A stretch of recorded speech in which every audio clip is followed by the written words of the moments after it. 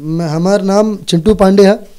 हमार फिल्म में नाम रहे तो वो बात पे लेकर हम अपना आप के ऊपर करने कि पांडे जी का बेटा हूँ, चुम्मा चिपा के लेता हूँ, हीरोइन को छेड़ रहे थे।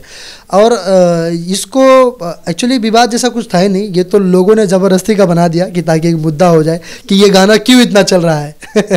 ये दरअसल बात ये थी जो हमारे कुछ बहुत दर्शकों को नहीं पता होगी।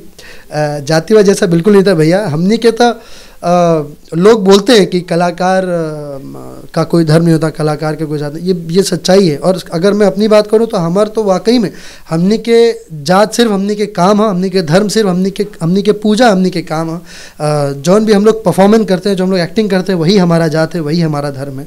हम जिस वक्त जिस रूप में होते हैं, हमारा जात, हमारा धर्म, हमारा परिवेश, हमारा परिवार वही होता है। जब हमने के सिनेमा में जब एक्टिंग करने जब हम माई बाबूजी बहन जब वो माहौल रहा तो हम लोग सब उनको वैसा मानकर हम लोग उस सिनेमा का परफॉर्मेंस करते हैं, तभी वो एक्टिंग दिखता है, तभी वो निखर कर आता है और आप सबके बीच में आता है। तो बात जहाँ तक बात पांडे जी का बेटा हूँ को लेकर, ये बात गाना हम अपने ऊपर गाल रही है कि पांडे जी का बेटा हूँ, चुम्मा चिपक के लेता हूँ। ये बात पर झूठों के खाली ऐसे ही कुछ लोग कहला कि गाना काहे इतना चल रहा बा, काहे इतना ही हो रहा बा।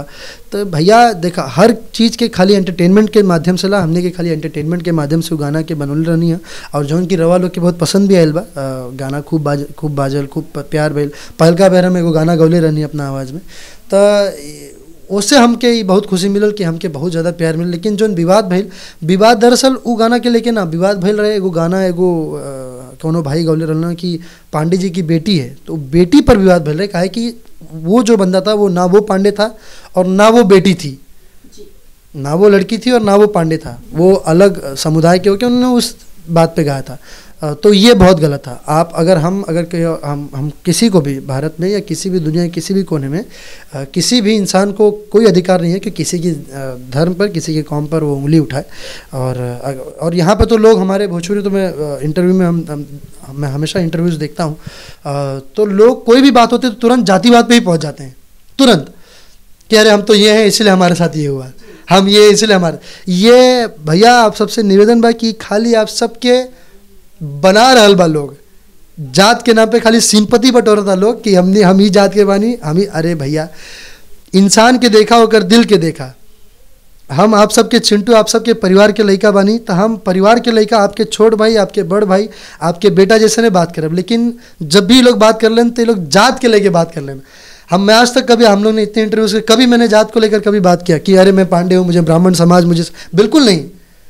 अगर मेरा काम अच्छा लगता है तो मुझे सब कोई प्यार दीजिए, अगर मेरा काम नहीं अच्छा लगता है तो बिल्कुल प्यार मत दीजिए। उसमें जात धर्म कौम जैसी कोई बात ही नहीं है। ये तो हमारे इंडस्ट्री में ना कभी था, ना मैंने, हमारे जितने भी सीनियर्स थे, ना मैंने कभी किसी के मुंह से सुना था। ये पहली बार मैंने सुना और ये बहुत गलत है। जात को बीच में नहीं लाना चाहिए, किसी भी एक चीज़ को लेकर नहीं लाना चाहिए। काम से आगे बढ़िए और ईश्वर आपके काम से आपको आगे बढ़ाएगा। जो भी आप काम करें, लोगों को काम पसंद आना चाहिए, काम बढ़िया करिए, यही कहना चाहूँगा।